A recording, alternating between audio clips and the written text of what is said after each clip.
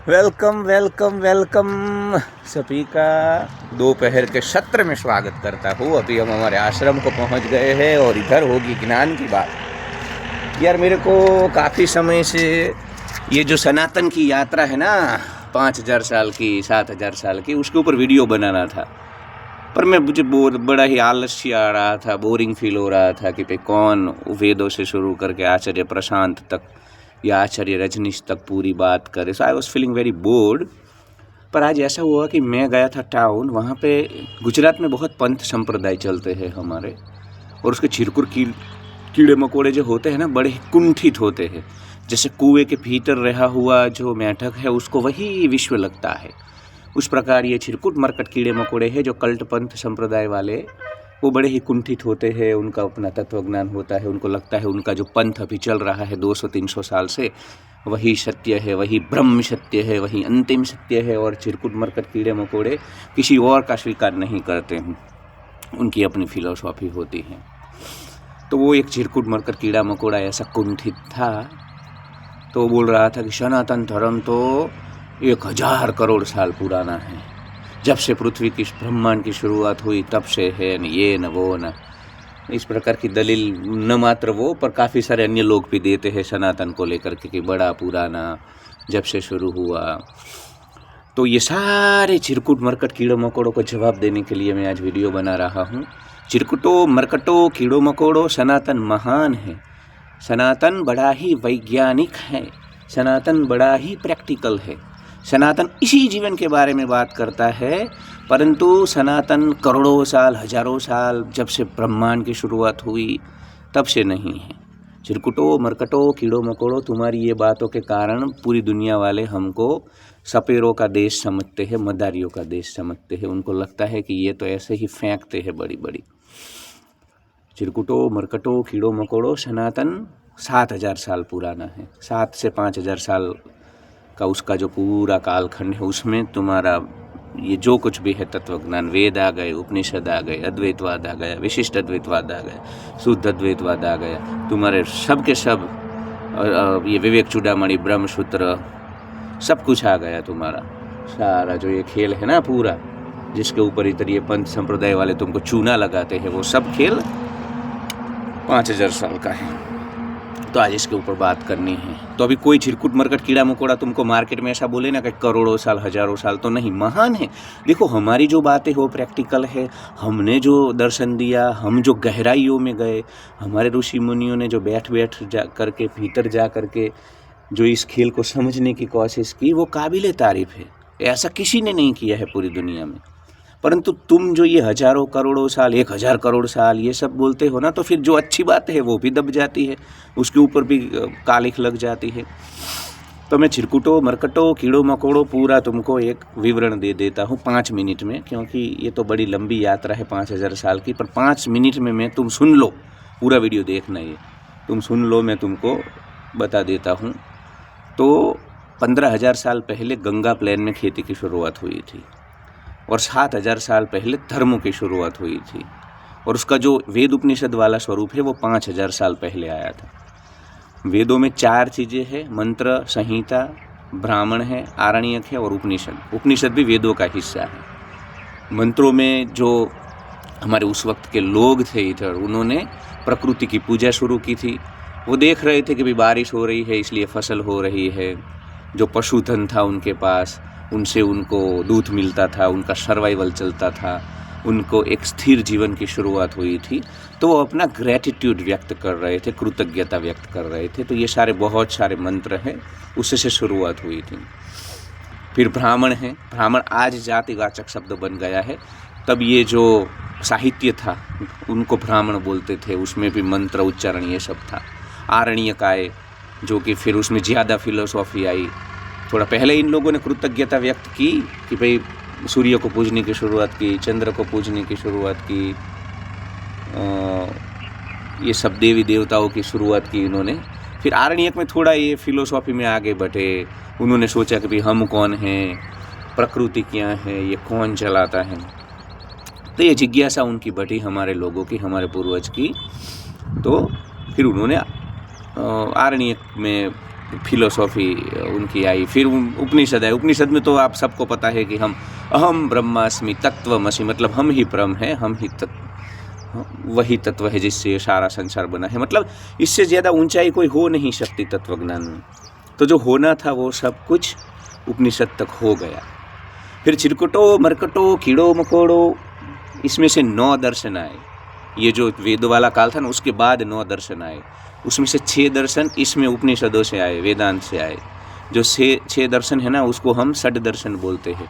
इसमें सांख्य दर्शन, योग दर्शन, न्याय दर्शन, वैशेषिक दर्शन, मीमांसा दर्शन, वेदांत दर्शन, और 3 नास्तिक आए थे, बुद्ध दर्शन, जैन दर्शन और चारवाक। तो ये पूरा खेल।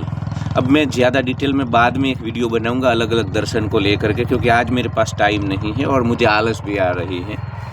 मेरे को नींद आ रही थी और फिर कुछ गेस्ट आए तो अचानक बाहर निकलना पड़ा। तो आज मोटा मोटा बोल देता हूँ। फिर ये जो 6 दर्शन, नास्तिक को छोड़ दो, उसके बारे में आज बात नहीं करते हैं। 6 जो षड दर्शन थे ना, उसमें से फिर प्रस्थानत्रयी आई। मतलब उसमें से ये लोगों ने ब्रह्मसूत्र ये सब कुछ लिखा। शंकराचार्य ने अपना अद्वैतवाद दिया, विवेक चूड़ामणि ये सब कुछ आया। पर मार्केट में इधर शंकराचार्य का अद्वैतवाद ज़्यादा नहीं चला, क्योंकि चिरकुट मरकट कीड़े मकोड़े जो हमारे दम्पी पाखंडी है, उनको यार खुद को भगवान नहीं बनना है। अब खुद भगवान बन जाएंगे तो फिर लोचा लापसी कौन करेगा। तो उनको था कि यार भगवान को कहीं रखो, हम कहीं रहते हैं तो फिर हम लफड़े भी कर पाएंगे और भगवान के नाम पे लोगों को उल्लू बना पाएंगे, चूना भी लगा पाएंगे। और ये जो जिनका IQ 10 नहीं है, ऐसे चिरकुट मरकट कीड़े मकोड़े जो है हमारे, उनको ज़्यादा अद्वैतवाद सीधा समझ में नहीं आया। मतलब उनको लगता था कि यार मैं तो छगन मगन चमन हूँ, मैं कैसे भगवान हो सकता हूँ। तो फिर जो मास था, जो लोग थे बहुत, जो कि ज्ञान योग के मार्ग पे नहीं जा सकते, उनके लिए फिर रामानुजाचार्य, वल्लभाचार्य, निम्बकाचार्य, ये जो इस्कॉन के वो है ना, क्या अपने अचिंत्य अद्वैतवाद जिन्होंने दिया, वो पता नहीं, मैं नाम भूल गया उनका। तो उन्होंने मैं ये फिर विशिष्ट अद्वैतवाद लेके आए, शुद्ध अद्वैतवाद। क्योंकि मैंने बोला ना कि शंकराचार्य के अद्वैतवाद में ऐसा होता था कि इनको कुछ ज़्यादा उनके दिमाग में गया नहीं, अहम ब्रह्मास्मि वाली बात। तो फिर इन्होंने शुद्ध अद्वैतवाद लाए कि भाई हम भगवान नहीं है पर हम भगवान का अंश है। फिर विशिष्ट अद्वैतवाद लाए कि भाई हम भगवान नहीं है पर हम भगवान बन सकते हैं साधना से। तो थोड़ा तोड़ मरोड़ किया इन्होंने, कुछ अलग अलग संप्रदाय बने। फिर ये सब झगड़ रहे थे, अद्वैतवाद वाले बोल रहे थे हम सच हैं। ये झगड़े तो कब से चल रहे हैं, आज के नहीं हैं, 5000 साल से चल रहे हैं। जब इस्लाम ये सब नहीं था तब ये झगड़ रहे थे। शैव पंथ वाले, विष्णु वाले झगड़ रहे थे, रामानंदी, शिवानंदी झगड़ रहे थे। फिर ये विशिष्ट अद्वैत, शुद्ध अद्वैत, द्वैताद्वैत, ये सब। फिर निम्बकाचार्य ने बेचारे ने क्या किया कि इनका झगड़ा खत्म करने के लिए उन्होंने द्वैत अद्वैतवाद दिया। उन्होंने बोला दोनों सही है। मतलब द्वैत मतलब दो, परमात्मा है तुम हो, अद्वैत मतलब तुम ही परमात्मा हो, विशिष्ट अद्वैत मतलब तुम परमात्मा नहीं हो, उसके अंश हो, फिर शुद्ध अद्वैत मतलब तुम नर से नारायण बन सकते हो। फिर ये सब झगड़ रहे थे तो निम्बकाचार्य ने बोला कि भाई सब कुछ सही है, दो भी है और एक भी है।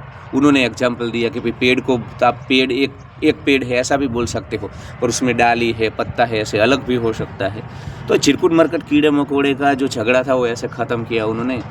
फिर ये चैतन्य महाप्रभु, जो मेरे को नाम याद नहीं आ रहा था, जिसमें से इस्कॉन और अन्य वैष्णव संप्रदाय आए हैं, तो चैतन्य महाप्रभु ने अचिंत्य अद्वैतवाद दिया। उन्होंने बोला कि यार परमात्मा तो अचिंत्य है, उसका तो वर्णन ही नहीं हो सकता, तुम्हारे मन, तुम्हारे शब्द, सबकी मर्यादाएं है। तो फिर चिरकुट मरकट कीड़े मकोड़े सब भारत के मार्केट में शांत हो गए, और फिर ये सब पंच संप्रदाय चल रहे थे, चूना लग रहा था, मज़े हो रहे थे, कल्ट में सब कुछ जलसा कर रहे थे। तब फिर विधर्मियों ने हमारे देश के ऊपर, आक्रांताओं ने आक्रमण कर दिया।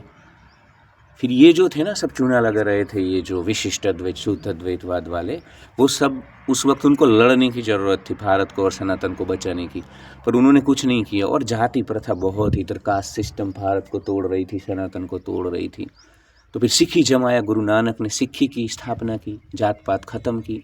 वो अलग बात है, आज भी सिक्खी में वो सब कुछ है, जट सिख अलग हैं, मजहबी अलग हैं, डेरे वाले अलग हैं, पर एटलीस्ट शुरुआत गुरु नानक ने की थी, एक नवसर्जन की, एक क्रांति की।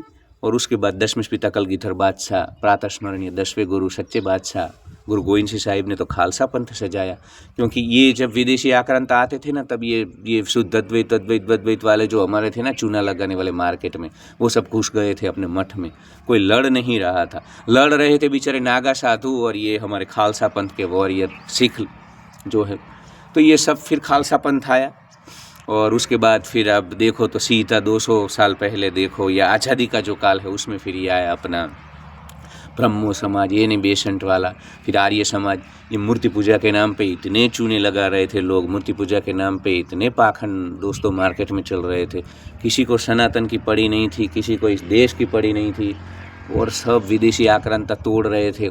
और ये सब मूर्ति को ये करो न, मूर्ति को खाना खिलाओ न, सुलाओ न, पिलाओ न, अभी कपाट बंद कर दो न, खोल दो न, ये मूर्ति घर में रखोगे तो धन का लाभ होगा न, ये मूर्ति रखोगे तो तुम्हारे बेटे को बेटा हो जाएगा, अगर शादी नहीं हुई तो शादी हो जाएगी। ये सब ये ग्रह नक्षत्र अंगूठियों वाला खेल चल रहा था। फिर दयानंद सरस्वती को पूरा ही कैंसर हटाना था ये मूर्ति पूजा वाला। मूर्ति पूजा ठीक है, पर उसके नाम पे जब कोई दुकानें चलाने लगे पाखंड, तो फिर सच्ची बात, जब भारत को ज़रूरत थी अंग्रेजों के सामने लड़ने की, विदेशी आक्रांता के सामने लड़ने की, और कोई सच्ची बात नहीं कर रहा था यार, तो फिर स्वामी दयानंद सरस्वती ने आर्य समाज की स्थापना की। ये जात पात में जो चिंगुर मरकट कीड़े मकोड़े हमारे सब फंसे हुए थे, उनको सबको आर्य बनाया, और ये सब क्रांति हुई। फिर विवेकानंद आए, उन्होंने नियो अद्वैत वेदांता दिया। फिर अरविंद घोष आए, वो पहले तो स्वातंत्र सेनानी थे, फिर स्पिरिचुअल हो गए पौंडीचेरी में, उन्होंने पूर्ण योग दर्शन दिया। ये सब खेल चल रहा था। उसमें फिर आचार्य रजनीश आए, उन्होंने पहली बार खुल करके सेक्स के ऊपर बात की। वात्सायन और कामसूत्र का काल था, तब सेक्स को लेकर के कोई यहाँ पे टैबू नहीं था, सब कुछ खुला हुआ था। Very open minded, free minded society थी। आज के गोरे भी नहीं है इतने भारतीय फ्री माइंडेड थे। तो उसके बाद फिर से आचार्य रजनीश ने 70, 80, 90 के दशक में ये बातें शुरू की। उन्होंने सूडो साइंस के ऊपर प्रहार किया, पर फिर उनको भी लगा कि ये भारत के छिटपुट मरकट कीड़े मकोड़े हैं, वो नहीं समझेंगे, उनको हेट मिल रहा था, उनके ऊपर भी हमले हो रहे थे। तो फिर उन्होंने भी ये पुनर्जन्म, कर्म फल, ये सब ढकोसले चलाए, साउंड हीलिंग, चक्रा हीलिंग, ये सब चलाया इन्होंने भी। पर फिर भी बहुत सारी रेशनल बातें उन्होंने की आचार्य रजनीश ने। उसके बाद आज आप देख सकते हो कि ये सब बीच बीच में तो काफ़ी सारे राधे मान, ये मान, फलाने बापुन, वो सब आध्यात्मिक ऐसे सब आते हैं, सब चूना लगाने वाले। पर उसके बाद आचार्य प्रशांत थे, अभी वो एक ओशो ने नया दर्शन दिया। देखो झिंगुरो मरकटो कीड़ो मकोड़ो पंथ संप्रदाय वालों, तुम बोलते हो ना तुम्हारा ही पंथ सत्य है, तो ऐसा नहीं है। भारत ने सभी दर्शनों का स्वीकार किया है। हमने ओशो का दर्शन, जो हमारा अंतिम दर्शन है भारत का सनातन का, वो छोरबा बुद्धा, मतलब भोगी और योगी दोनों एक साथ। आचार्य रजनीश को पता चल गया था कि चिंगुर मरकट कीड़े मकोड़े जो है आज मार्केट में, उनको रोज़ दौड़ना पड़ता है 2 वक्त की रोटी के लिए, तो अब वो पुरानी बातें नहीं चलेगी। तो उन्होंने प्रैक्टिकली उन्होंने बोला कि भी तू नौकरी जा, धंधा कर, सेक्स कर, जो करना है वो कर, मज़े कर, पर तू थोड़ा अपने भीतर भी जा। तो उन्होंने योगी और भोगी, छोरबा मतलब भोगी, बुद्धा मतलब योगी, तो दोनों का मिश्रण करके एक नया तत्वज्ञान दिया। उसको भी हमने स्वीकार किया है। उसके बाद फिर आज आचार्य प्रशांत है, और हम भी बैठे बैठे एक नए दर्शन को ला रहे हैं अभी। मजाक कर रहा हूँ। तो यार ये सनातन की यात्रा है, इतनी यात्रा है, बड़ी रोचक यात्रा है। इस्लाम, क्रिश्चियनिटी 2000 साल उनका, जैनिज्म, बुद्धिज्म 3000 साल। तो ये सब खेल है पूरा। हमको वास्तविक रहना चाहिए, सत्य का स्वीकार करना चाहिए। सबको लगता है कि हमारा तो पृथ्वी की शुरुआत हुई, जीवन आया, ऐसे नहीं होता है। ठीक है, वो बातें बनानी पड़ती है चिंगुर मरकट कीड़े मकोड़ों को समझाने के लिए, व्यवस्थाओं को चलाने के लिए, पर वो बातें होती है। सत्य जो मैं बोला कि इतनी यात्रा है, वेद से शुरू हुआ था और आचार्य प्रशांत पे अटका हुआ है। ओशो ने छोरबत बुद्धा अंतिम दर्शन दिया। पता नहीं आचार्य प्रशांत भी कल कुछ नया मार्केट में लेकर के आए। बीच बीच में सदगुरु बदगुरु, वो तो पुराने ही प्रोडक्ट बेच रहे हैं। पार्ले जी के ही बिस्किट है, खाली कवर बदल दिया है इन्होंने। तो वही फिर उन्होंने पुनर्जन्म, ये न वो न, कैलाश मानसरोवर ये सब कर रहे हैं। तो बस 14 मिनट का वीडियो हो चुका है। अब ज़्यादा नहीं बोलना है, क्योंकि इसके ऊपर तो कोई अंत नहीं है बोलने का। पर अब कोई बोले ना कि पृथ्वी की शुरुआत से, जब कुछ नहीं था तब भी सनातन था, 1000 करोड़, ऐसा कुछ नहीं है। ये 7000 से 5-7 साल का पूरा खेल है।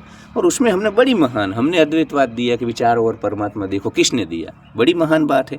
उसका अगर तुम स्वीकार कर लो तो आतंकवाद खत्म हो सकता है, ग्लोबल वार्मिंग खत्म हो सकता है। चारों ओर परमात्मा देखो, अपने में परमात्मा देखो, तो फिर तुम्हें बोलना पड़ेगा कि किसी को नहीं मारना है। तुम्हें मोरल सिखाना होगा, तुम्हें सिखाना होगा कि नदियाँ गंदी नहीं करनी है। ग्लोबल वार्मिंग खत्म हो जाएगा, तुम पहाड़ों में, नदियों में परमात्मा देखोगे, तो अन्य इंसान में परमात्मा देखोगे, तो फिर तुम लड़ाई झगड़ा, ये जो अलगाव, ये प्रतिस्पर्धा, द्वेष, ईर्ष्या, टेररिज्म, आतंकवाद, क्षेत्रवाद, माओवाद, ये सब कुछ ख़त्म हो जाएगा। फिर मूर्ति पूजा में भी हमने कितने वेरिएशन दिया, हमने अलग अलग, जिसको जो मर्जी पड़े। यार भारत बड़ा लिबरल है। चिरकुटो, मरकटो, कीड़ो मकोड़ो, तुम वर्ष 2025 में ज़्यादा संकुचित हो चुके हो। तो ठीक है, 15 मिनट हो चुके हैं, ज़्यादा नहीं बोलना है। फिर कभी एक एक दर्शन के बारे में बात करेंगे अगर मूड हुआ तो। Like, share and subscribe.